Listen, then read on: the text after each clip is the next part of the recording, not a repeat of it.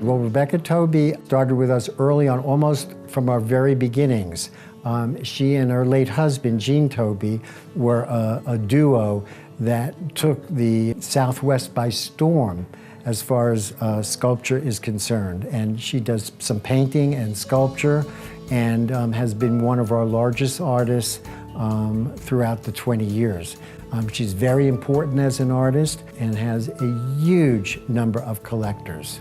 And lately she's been expanding her art into glass and ceramics. It almost evolved with how things have gotten more contemporary and more colorful. And she's right on the cutting edge of all of that. It's really just amazing. When I was in high school, I asked my high school art teacher whether I should major in art. I was trying to figure out what to do when I grew up. And she looked at me and she said, "No, Becky, even though you love to do art, you're not that good. Don't major in art." So I went on to college and I majored in theater. I have a bachelor's and a master's degree in theater arts, and I did big art, scenery, sets, stagecraft, props, that sort of thing.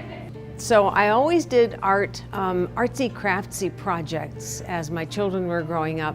Then I got a divorce, and 2 years after my divorce, I met and married the most wonderful man in my life, Gene Tobey.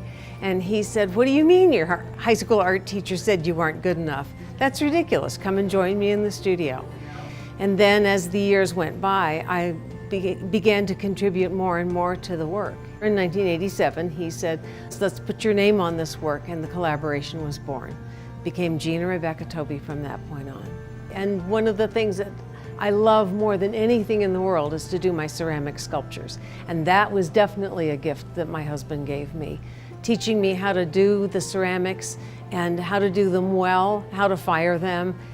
And as the years have gone by since his death, so rather than doing storytelling the way that he and I did as a collaborative team, I'm doing cutouts and paintings of elk and hummingbirds and butterflies and things like that, taking it as far away from the Native American aspect as I possibly can. And it's a way of honoring the Native Americans. All of the symbolism happens at the moment that I'm creating it. The moment occurs when I'm looking at the piece and I go, "Oh, let's put a white-tailed deer there. Maybe let's put a river there. Hey, how about if we put fish jumping out of the river?" So I'm starting to play more and more with landscapes on the pieces and telling more of a story in that direction. As a three-dimensional artist, to take an image and turn it into a painting, a three-dimensional painting which wraps all the way around the sculpture, is an interesting concept. It's not something that a lot of painters are able to do. They can only think in one-dimensionally as a painting.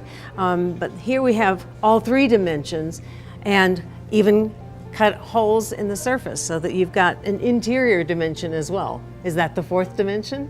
I don't know. The bear is this wonderful cuddly thing.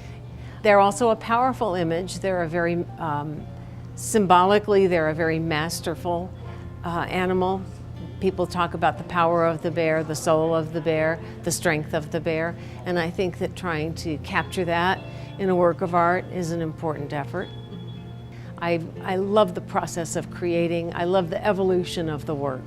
As I go to the studio every day, each piece has to be better than the last in my mind. And so I push myself on a daily basis to create new, exciting art every single day. So no two are the same. Exposures Gallery is one of the most breathtakingly beautiful galleries I've ever been in, and I know galleries because I've shown all over the country. I tell all of my friends, I tell all of my collectors wherever I am, have you been to Exposures Gallery in Sedona? You'll never believe how beautiful it is until you go. Exposures is the biggest gallery that houses my collection. They represent every single piece that my late husband and I created together. They have all of the jewelry, all of the paintings and prints. They have the bronze and ceramic sculptures. They've got the monuments. They've got it all.